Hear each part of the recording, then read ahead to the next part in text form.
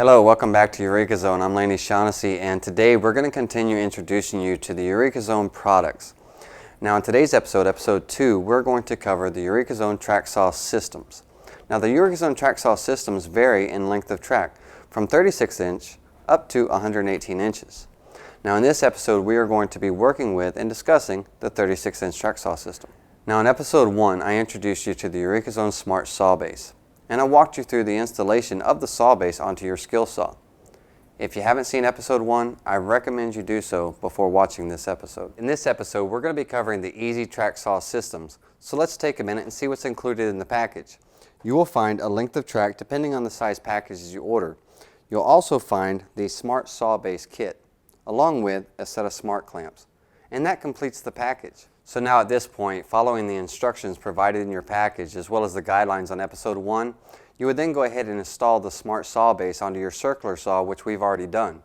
In episode 1, I walked you through the installation of the Smart Saw Base onto your circular saw, and I talked to you about the installation, preparation, and use of some of the inserts required for freehand cutting.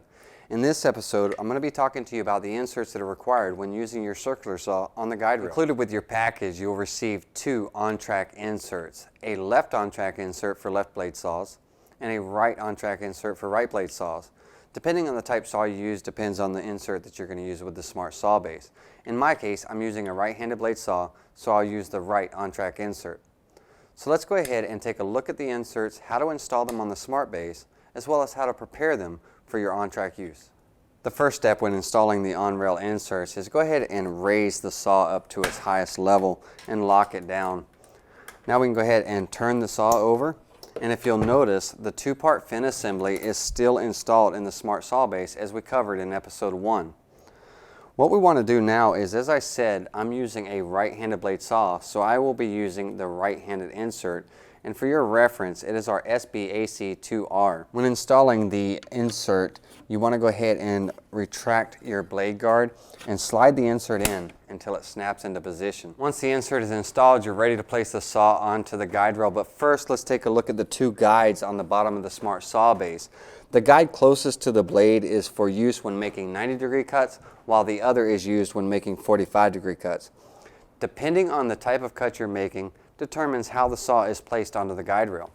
In this example, we're going to be making 90-degree cuts, so I'm going to be using the guide that's closest to the blade. So now that you see how the saw sits onto the guide rail, we're almost ready to make our first cut. But first, there are 2 important steps that we have to follow, which I'm about to show you. Okay, the first of the 2 important steps is to prepare the insert, which we've already installed into the Smart Saw Base, and this is going to require us to make a plunge cut, so I went ahead and set my guide rail up on some sacrificial wood. That way I'm not cutting into my workbench. Next thing I'm going to do is I'm going to remove one of the anti-chip edges from the side of the guide rail. Now depending on what side you make your plunge cut on determines which edge you need to remove. In this instance, I'm going to be cutting on the side closest to you. So now with the edge removed, I can go ahead and take my saw and place it on the guide rail using the inner track that's closest to the blade, as we talked about earlier, because I'm making a 90-degree cut. Alright, in order to make this plunge cut, we want to make sure that we approach it in a safe manner, so be sure to have your safety glasses on and your hearing protection. Next, go ahead and unlock the saw so you're able to make that plunge. From there, retract your saw blade and you're ready to cut.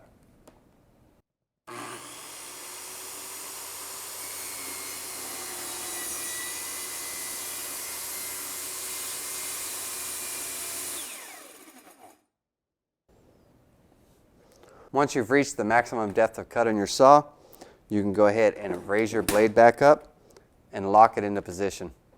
From there, go ahead and unplug the saw while we move on to the next step. Alright, with the saw unplugged, let me explain to you what we've accomplished by making the plunge cut. Not only does the insert, when installed in the Smart Saw Base, act as a balancer for the saw when you're using it on the guide rail, but now with the plunge cut, we've created a 0 clearance for the right side of the blade. The next important step is to prepare the anti-chip edge, which is inserted into the side of the guide rail, which will create the 0 clearance for the left side of the blade, giving you a chip-free cut. So let's go ahead and move on to that step now. Alright, with the saw removed from the guide rail, we need to go ahead and create the 0 clearance for the left side of the saw blade. In order to do that, we need to reinstall the anti-chip edge.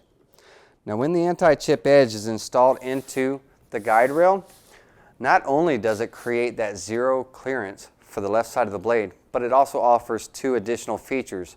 One, when prepared, it creates that zero reference point for your cuts. The second thing is, when working in conjunction with the other anti-chip edge on the other side of the rail, it gives you the dead wood concept. And the dead wood concept is simply that. It holds the wood dead still while you're making your cuts. Alright, in order to prepare the anti-chip edge, we need to bring the saw back to the guide rail, and we're going to be performing a climb cut. Now for those of you that are not familiar with a climb cut, it's a reverse cut and it can be somewhat dangerous. So please pay attention to the following steps carefully. Alright, first thing you want to do is make sure that the guide rail is completely supported by your sacrificial wood, and you want to make sure your sacrificial wood extends past the guide rail a few inches on each end. This will support the saw from the beginning of this climb cut to the end. Second thing, you want to make sure that the guide rail is secured firmly to your sacrificial wood. Now in order to do that, we're going to introduce you to the SMART clamps that came with your package. Now you received two of them, one for each end of the guide rail. Alright, if I was working off of the edge of my workbench, I could simply take the SMART clamp, slide it into the rail, and secure it firmly to the workpiece. But since I'm working in the middle of the workbench, I need to make sure that my workpiece and my rail are raised up enough, allowing room for the SMART clamp to fit in. Okay, with the rail and the workpiece raised up, I can now slide the clamp into place. The SMART clamps slide into the bottom of the guide rail, and with the turn of a knob, secure the guide rail to your workpiece. It's just that simple. With the rail back into position, I can go ahead and slide one of my SMART clamps into place and lock it down. Just enough to secure the guide rail from moving while I make the climb cut. Alright, now that we have the rail firmly secured to the workpiece and everything raised up, we can go ahead and bring the saw back over, ensuring that we place the saw on the rail in the appropriate guide on the saw base for 90-degree cuts. With that, we want to make sure that we got our safety gear on.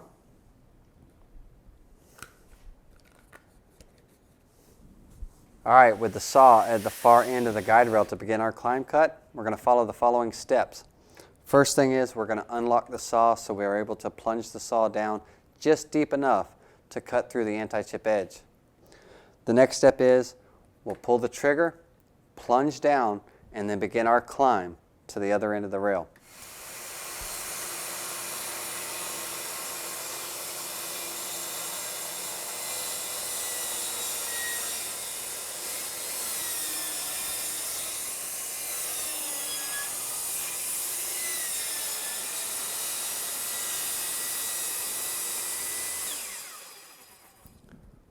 Once the cut is completed and you've made it all the way through the anti-chip edge, you can then go ahead and raise the saw back up and you're ready to begin cutting. Alright, so we're prepared to do our first cut, but first I wanted to take a minute and talk to you a little bit about the SMART clamps that come with your system. Your system comes provided with two of our SMART clamps, and the SMART clamps slide right into the bottom of the guide rail. The guide rail is built so that there are two grooves for your SMART clamps and other accessories to slide into. Now the SMART clamps that come with your system are capable of clamping up to 1.5 inches thick material. If your stock that you're working with that you need to clamp is thicker than 1.5 inches, then we do have other clamps available, and one of the other clamps for thicker stock is our deep SMART clamp, which is capable of clamping up to 3.5 inches of material. Now along with the deep SMART clamp and our SMART clamp system, we also have a SMART clamp upgrade system, which is a whole nother thing that has got a lot of interesting features, and we're going to show those to you in an upcoming episode. But first, let me take a minute just to show you what our upgrade kit looks like. The SMART clamp upgrade system comes in a set of two. I've got one here to show you. When the SMART clamp upgrade is used in conjunction with your SMART clamps, it creates a whole new capability of clamping your material to the bottom of the track and actually converting the track into a working table. And as I said, we'll discuss that in an upcoming episode, but for now, we're going to go ahead and get ready to set up for our first cut. Alright, so the first step with making any cut, we're going to go ahead and lay out our cut lines. And for this, we're going to go ahead and, from the edge, mark out our sheet at 39.5. And then we can go ahead and take our guide rail, and the edge that we've cut, the anti-chip edge that we cut, that is our zero reference line. If you remember me mentioning that to you earlier in the video, lay that reference line on your marks that you just made on the plywood, slide the clamp under, and clamp down. Now you don't have to clamp down real hard. The clamps will do all the work, so not a lot of pressure is required. So now with your track firmly secured to your workpiece, everything is nice and stable and you're able to make that safe, clean cut that you want, especially out of your cabinet grade wood. So with that, we'll go ahead and get our saw on the track, put on our safety gear, and we're ready to proceed.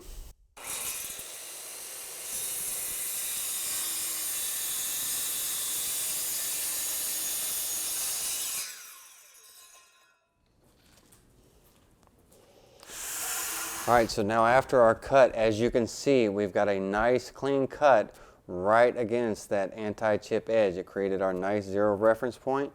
Got a nice clean cut all the way down, and that is just that simple. So now one thing, because of the zero reference point, the one thing that you need to remember, these anti-chip edges for your guide rails, they're replacement parts. As you replace your blade, or if you replace your saw, for any reason, you need to go ahead and replace your anti-chip edge in your guide rail. And once again, those anti-chip edges, those replacement parts, like any of our replacement parts, can be found at EurekaZone.com, www.EurekaZone.com. So now that we've created our first cut with the guide rail, I'm going to go ahead and remove the guide rail from our workpiece, and I want to show you how nice and clean that cut is and how that anti-chip edge works. And now as far as our fall off here, take a look at this here on both sides.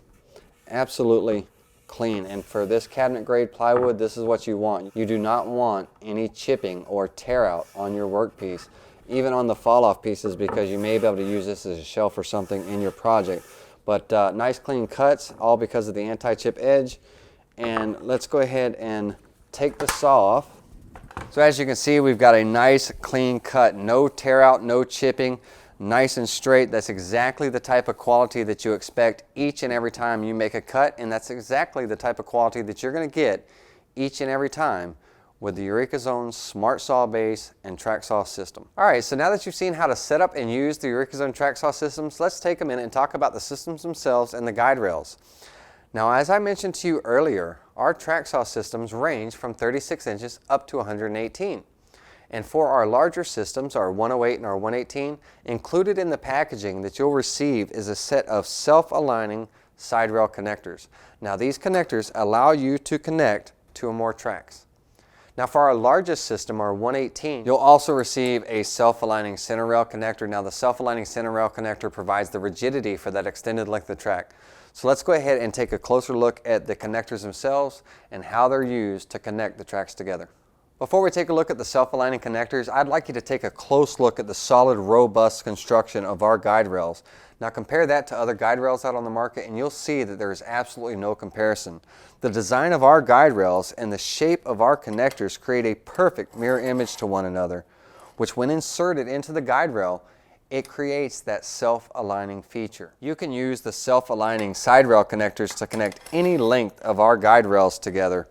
And the side rail connectors come included with your 108 and 118 systems. Now the 118 track saw system also includes the center self-aligning connector. Now when connecting tracks together, when you're using all three of the connectors, you want to install the center self-aligning connector first because it tightens from the top. And when you're tightening these down, you do not need a lot of torque. Now when installing the connectors, you simply slide the connectors in halfway, and for the center connector, it tightens and secures from the top of the guide rail. Now with the center connector in place, you'll be able to see the set screw through the hole at the top of the guide rail, and it simply takes a 5/32 Allen wrench to secure it into place. Now the one thing you'll notice, as you secure it into place, that self-aligning feature comes into play. It marries together with the guide rail and it creates a perfectly aligned part. From there, simply flip the track over, and on the bottom you'll see that the side rail connectors have 4 set screws. You'll split that in half and you'll set 2 of the set screws on one side of the track. Again, no need to torque these down. You don't want to create dimples in the guide rails. Just a small finger tight turn will be fine.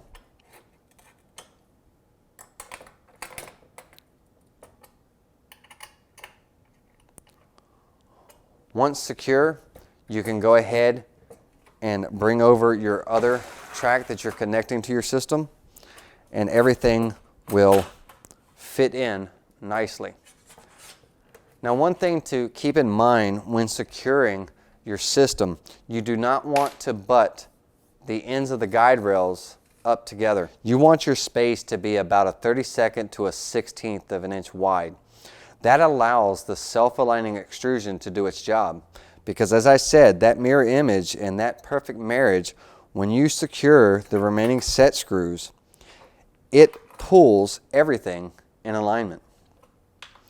Once you've got the 4 set screws on the bottom for the side rail connectors secured, go ahead and flip your guide rail over and secure the last set screw for the center self-aligning connector. Okay, with that center self-aligning connector secured, as well as the 2 side self-aligning connectors, now your system is set up for those long cuts. Now keep in mind, the long track that I just connected to our short track, I've already went ahead and prepared the anti-chip edge the same way that I prepared the anti-chip edge earlier in the video. Alright, once the guide rails are properly connected with the correct spacing in between, once the connectors are secured, they will ensure that your system is true. Alright, well that about wraps up this episode, but before we go, let me leave you with these few tips. Many of our users use multiple saws on their systems, and for each saw, they have a corresponding anti-chip edge that has been prepared for that particular saw or that saw's blade. As I said earlier in the video, whenever changing a saw blade or your saw, it's always recommended to change the anti-chip edge. Now if you're changing saw blades, it's recommended to change the anti-chip edge because saw blades vary in their kerf thickness from one blade to the other. But if you're simply changing saws or using multiple saws, then you can make anti-chip edges for each corresponding saw.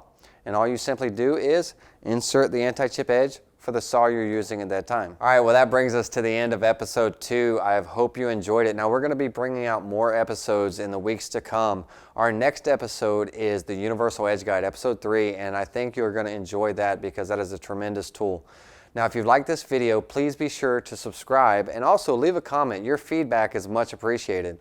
And until next time, I'll see you soon.